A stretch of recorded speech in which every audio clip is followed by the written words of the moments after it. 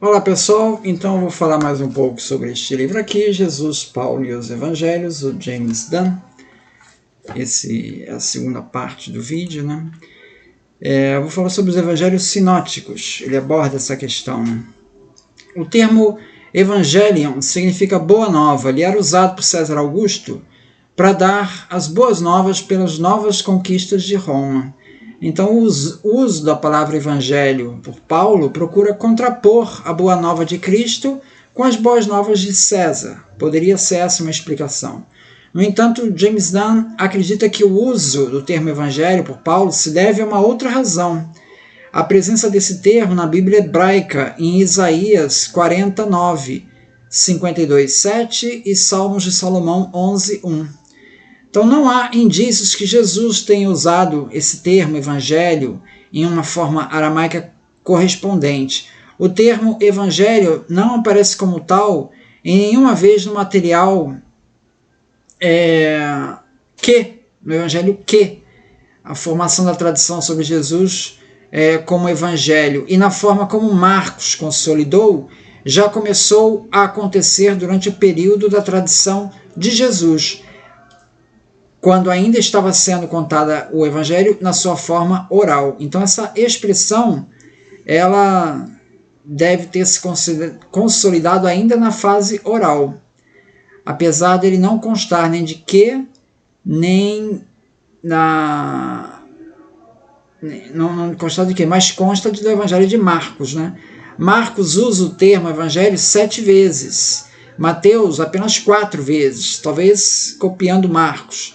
E Lucas e João não usam esse termo. Então é quase certo que o Evangelho de Marcos foi escrito para ser lido em voz alta diante de uma audiência. Ele já usa esse termo Evangelho. Marcos revela a declaração de Pedro que tu és o Messias, em 14:61. Marcos 14:61. Mas Jesus pede segredo.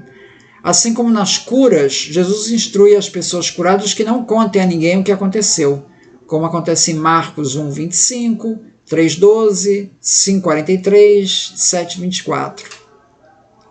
Isso acabou ficando conhecido na academia como segredo messiânico. Marcos foi escrito no final dos anos 60, início dos anos 70, e existem algumas indicações ali para justificar essa data. Em Marcos 13:14, se diz assim: quando virdes o abominável devastador instalado onde não deve, quem lê entenda, então os que estiverem na Judéia fujam para os montes.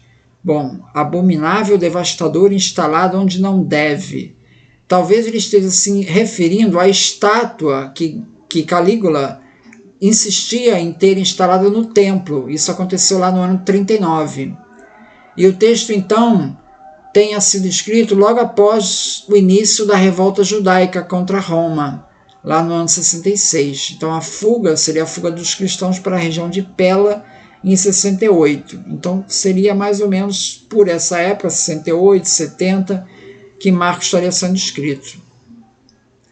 O material não marcano encontrado em Mateus e Lucas é chamado de Evangelho que, como base de que Mateus e Lucas recorreram e que representa uma segunda fonte, além de Marcos, que, por sua vez, não tem uma narrativa da paixão de Cristo, nem da ressurreição, e se concentra quase que exclusivamente nos ensinamentos de Jesus. No James Dunn, no Jesus Recordado, ele sugere que talvez que seja tão cedo que ele tenha sido escrito na época que Jesus ainda não tinha passado por essas paixão e morte, Nem mesmo que sugere a paixão de Cristo, o que fez alguns acreditarem que expressa uma cristologia diferente. Dunn discorda disso, pois ele entende que é uma coletânea variada da tradição de Jesus e possui algumas referências à morte. Quando ele diz assim: quem não carrega a sua cruz e não me segue não pode ser meu discípulo. E também na passagem, quando carrega a sua cruz, não está se referindo à cruz de Cristo, não? E depois quando ele diz assim, nas passagens que sugere que Jesus estaria incluído no grupo dos profetas e mensageiros que foram assassinados. Então Jameson conclui: não tenho problemas em admitir que como hipótese, porém entendo que Mateus conhecia uma tradição oral diferente da versão de Marcos. O material não marcano comum a Mateus e Lucas não deveria ser simplesmente reunido em um só grupo, na suposição de que tudo provém de um único documento. A diversidade observada só pode ser explicada por diferentes tradições orais. O fato de se tentar identificar diferentes versões de que apenas sublinha o caráter míope da mentalidade literária, a ideia de que tudo tem que ficar num texto, né?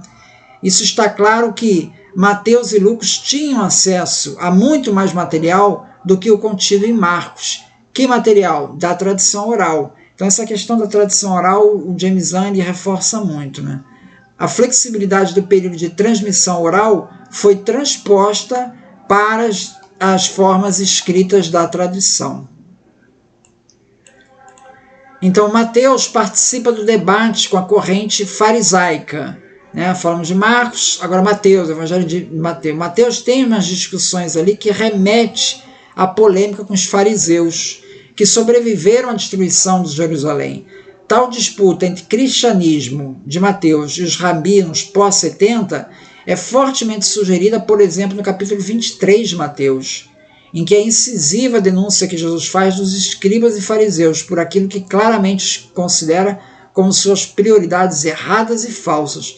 Em Mateus, Jesus diz: não penseis que vim abolir a lei ou os profetas. Não vim abolir, mas completar. Em Mateus 5,17, a exemplo de Hillel, o Jesus de Mateus resume a lei em uma única sentença: tudo que desejais que os outros vos façam, fazei-os também vós a eles. Em Mateus 7,12. Uma versão positiva da regra de ouro que Hillel tinha em sua forma negativa.